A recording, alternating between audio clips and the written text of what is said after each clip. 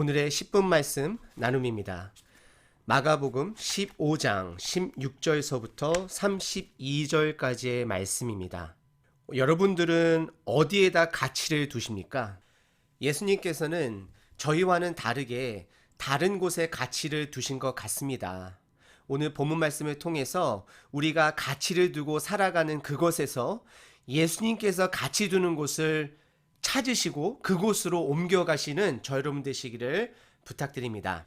오늘 본문 말씀은 예수님이 조롱받는 이야기로 가득 차 있습니다. 16절서부터 32절까지 예수님께서 조롱받는 부분들을 밑줄을 치신다 그러면 거의 90%가 다 조롱에 가득한 글인 것을 보게 됩니다.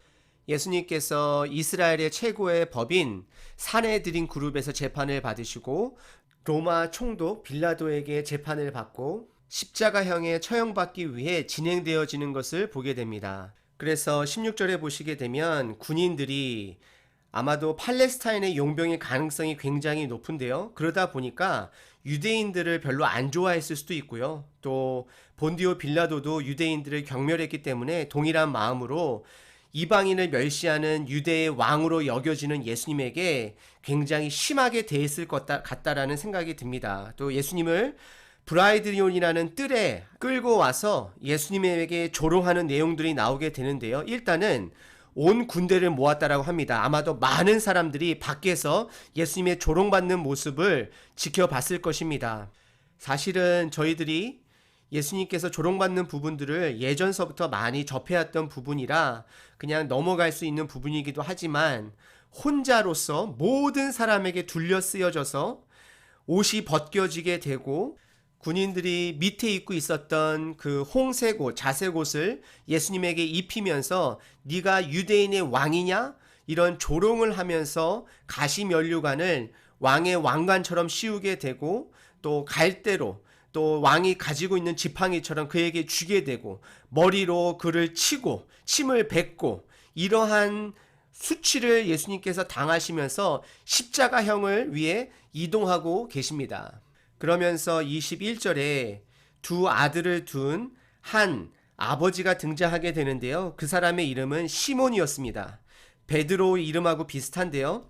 이 분은 구레네 사람의 시몬으로서 북아프리카 지역에 그 당시는 유대 사람들이 BC 300년서부터 많이 사라져 있는 것을 저희들이 역사 가운데 볼 수가 있는데요.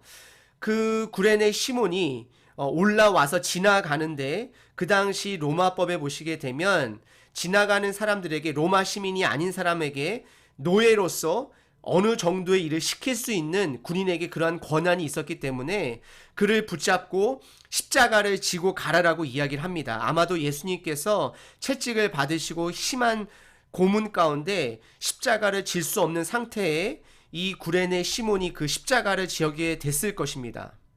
왜 여러분들 마가는 이 시몬이라는 이름을 여기다가 집어넣었을까요? 저는 이렇게 상상해 봅니다. 마가는 시몬 베드로의 아들로서 여겼던 그러한 사람이라고 보면 좋은데요.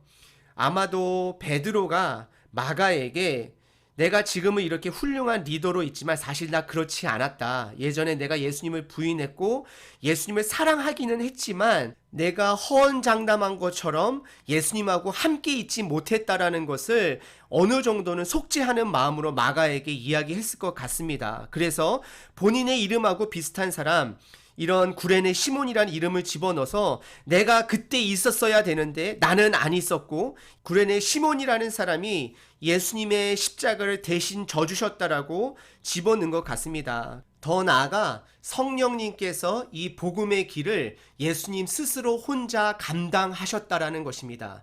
때로는 저희가 사랑하더라도 감당 안 되는 부분들도 있었습니다.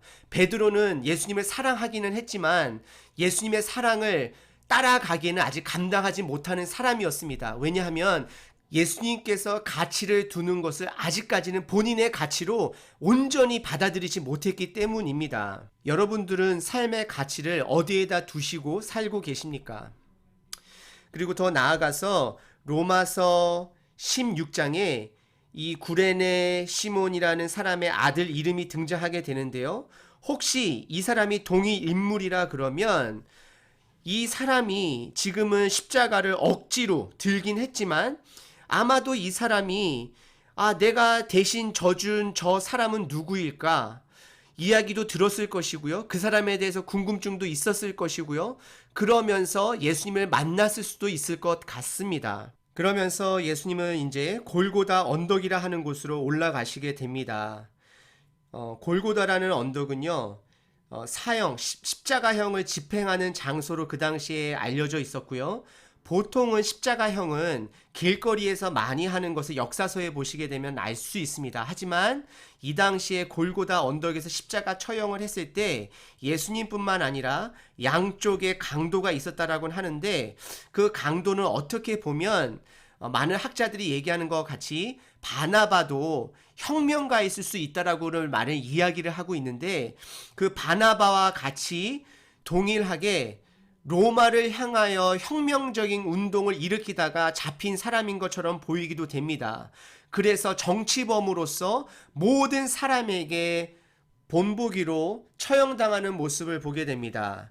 모략을 탄 포도주를 주었으나 예수께서 받지 아니하였다라고도 이야기를 하게 되고요. 또 예수님의 옷을 그 구약 성경에 나와 있는 대로 제비를 뽑는다는 이야기도 나오게 되고요. 제3시 6시간을 빼면 되는데요.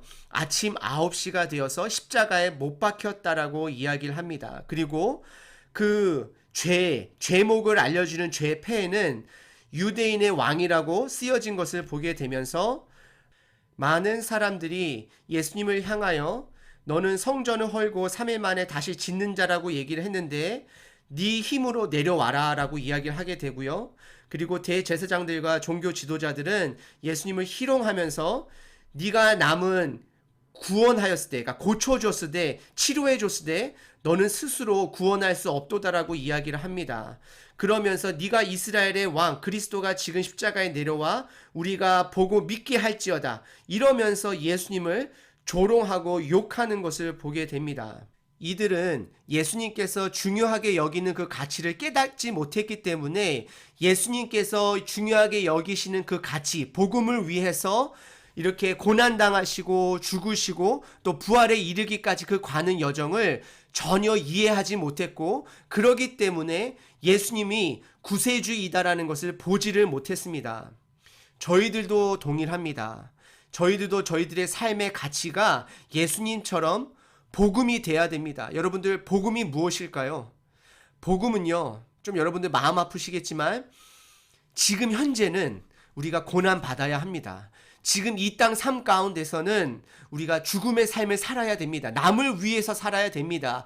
예수님께서 그것이 우리에게 보여주신 가치라는 것입니다. 그것이 바로 예수님께서 목적을 두시고 사셨다라는 것입니다.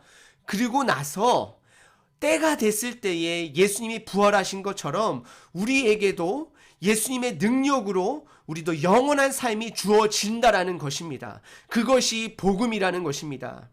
예수님을 믿는 자들의 능력은요, 가치의 변화에서 오게 됩니다. 내가 현재 믿고 있는 그 가치에서 예수님이 중요하게 여기는 그 가치로 옮겨져 갔을 때에 믿는 자들에게 능이 나오게 됩니다. 능력이 나오게 됩니다. 여러분들은 어디에다 가치를 두고 계십니까? 이런 고난 주간을 저희에게 주신 것은 예수님께서 2000년 전에 보여주셨던 복음의 가치를 지금 이 시대에 우리가 두고 살아야 되는 것입니다. 그러기 위해서는 예수님이 두었던 그 가치를 먼저 발견하셔야 됩니다. 여러분들, 저도 여러분들에게 이 말씀하기 참 무겁습니다. 예수님이 그 당시에 두었던 가치는요, 남을 위해서 죽기까지 최선을 다하시는 그 모습이 바로 예수님께서 품으셨던 가치입니다. 여러분들이 그와 동일한 가치를 가지고 살아가십니까?